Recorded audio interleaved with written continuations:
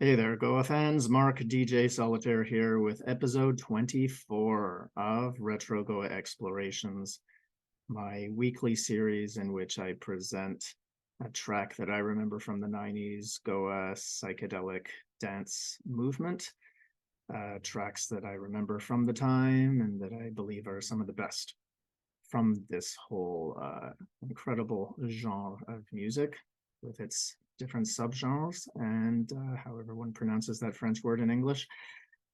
And here we are at episode 24. So that means we've been at this for 6 months. And I've been presenting, with the exception of the first track in a way, all tracks that I remember from the 94-95 season. So this episode I'm going to use to wrap up tracks that I remember that really made a strong impression in that season. There are, of course, other ones.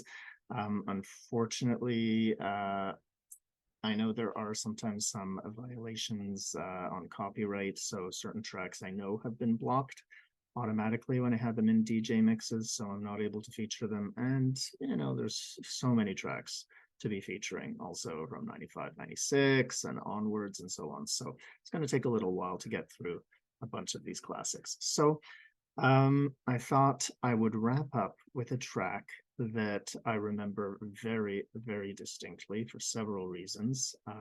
It was a real favorite of Jay's. At the Odyssey parties, I remember him playing it many times, and it was one of these ones that I would go, running up and say, "What's this track?" And he'd show me the vinyls, and it's not like I could really focus or see clearly in that poor lighting, and that I would remember anything afterwards. So I just remember seeing the label actually, and but it was on the mixtape that he first gave me at the end of '94 for my birthday, and that he just beautifully mixed. And I've actually mentioned this track a little bit from when we covered Slinky Wizard's track Wizard, because in the alternate mix of that long desk mix, Simon worked in one of the choral riffs from this other track. And this track is North Central Positronics, the project name, The Great Bear. Now, North Central Positronics is actually a fictional name of a company that produces robots in some Stephen King novels. And the project featured Simon Posford with Ben Kempton, who actually also worked with him on the track LSD, the original version at least, and a fellow called Factor E, whose first name was Tim, if my memory serves correctly. Simon couldn't remember his last name.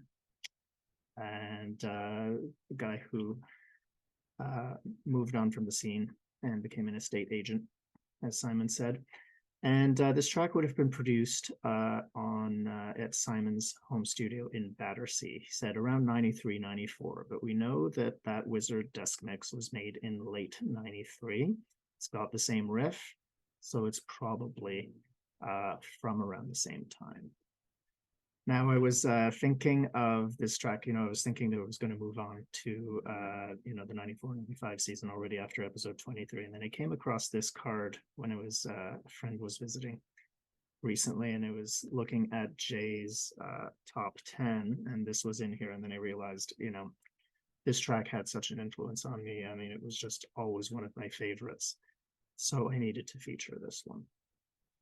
And in fact, getting my hand on this track, like on an actual copy, took 5 years.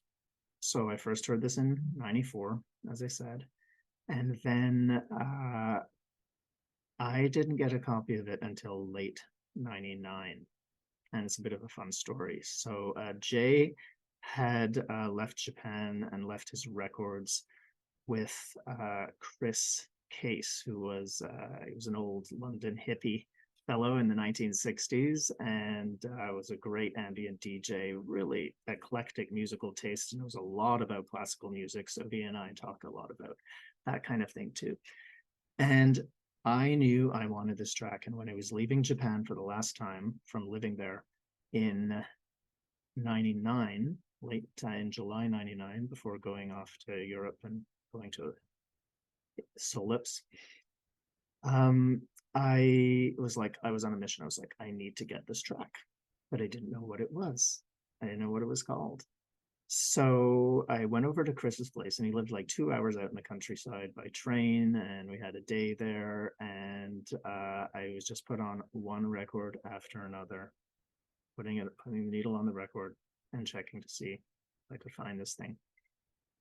And like less than half an hour before I had to leave and catch the train back, I heard it, and I was like, this is it. And put the needle on the record with the DAT player there and recorded it. And I was thrilled to actually have it. Now, I tried seeing if Simon had a DAT that was usable, and unfortunately the only copy that I could find in his collection was seriously distorted. And so when I managed to get this finally released on this Mind Rewind charity compilation, where the profits went to an orphanage in Goa, we had to use a vinyl rip, and that's what we're going to listen to today. So this track ticks off a lot of boxes in terms of what it is that I love in this whole scene. It's got a variety of moods.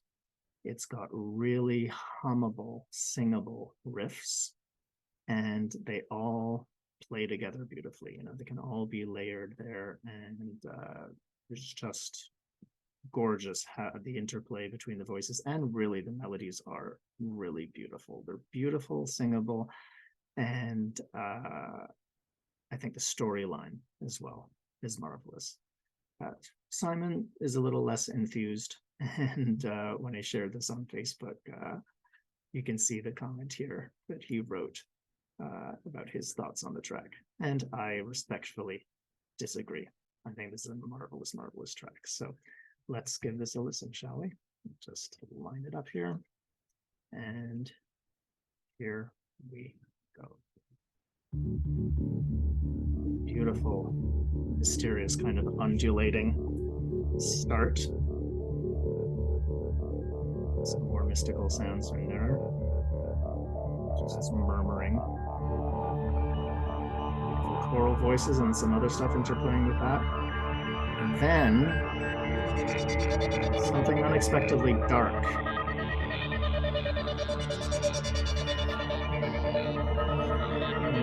The notes, right, melodically, this is beautiful, harmonically, how it's all interplaying, and just really evocative.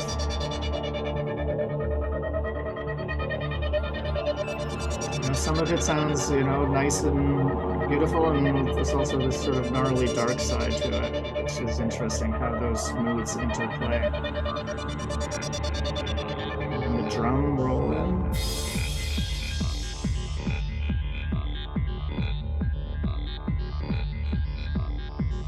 Notice the rhythm.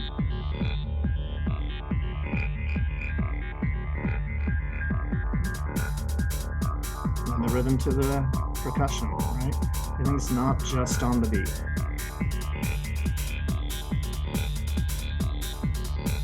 And every 8 bars, something. Beautiful riff. Just a really simple pattern. Just keeps repeating. Really has a great hook.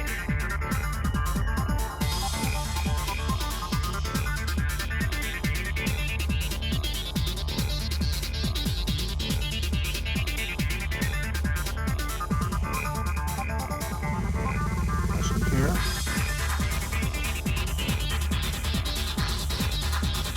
More clap-like things, again, with a variety of percussive elements.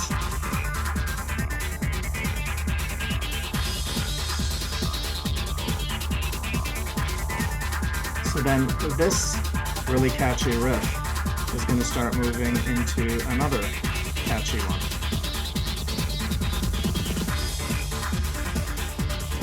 Which has the rhythm, harmonically, the whole shaping of it. And it's almost like a counterpoint. to the other one, right? So that one was making its statement, and then this one's kind of repeating its answer.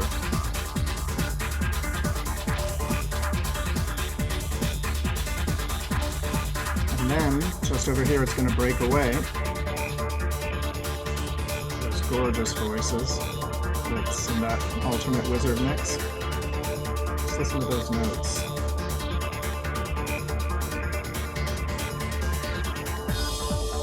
And that just opens up.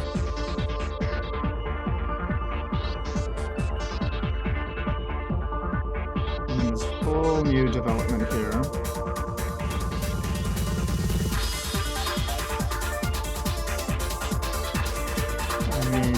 Listen to how those voices are playing together. It's gorgeous. I mean, perfect sunrise track, wouldn't you say? And then this comes in.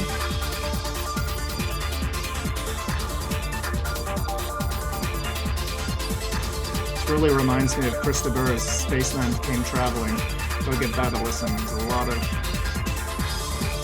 common shaping to the melodic subjects and the mood.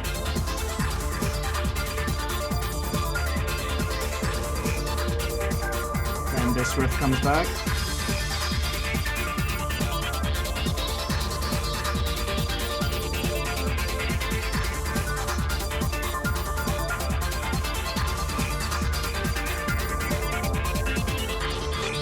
Percussion, so the pick drops away a little bit. A little transition, catch your breath a little.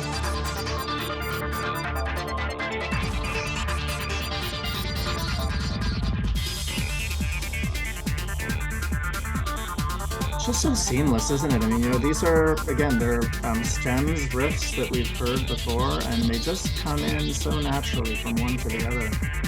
They all fit together just like a glove. Ironic I should say that, because Smell the Glove was one of the tracks on this vinyl.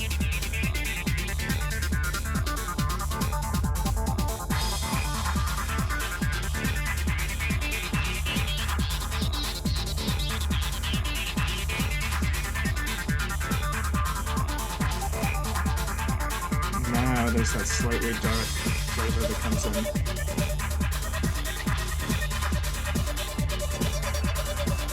Some evocative stuff going. Soft word like that.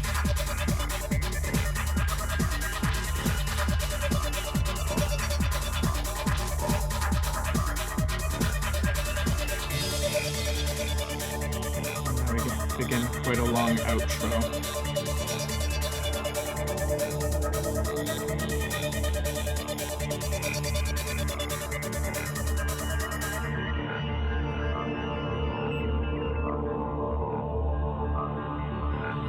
Undulating with those beautiful choral voices.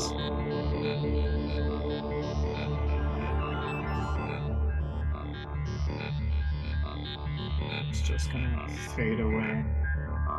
This beautiful pattern, right? This is where, again, some beautiful mixing can happen in these moments, right? Where it's just like that, as I mentioned before, this cloud of energy that's leaving the dance floor while another one comes in.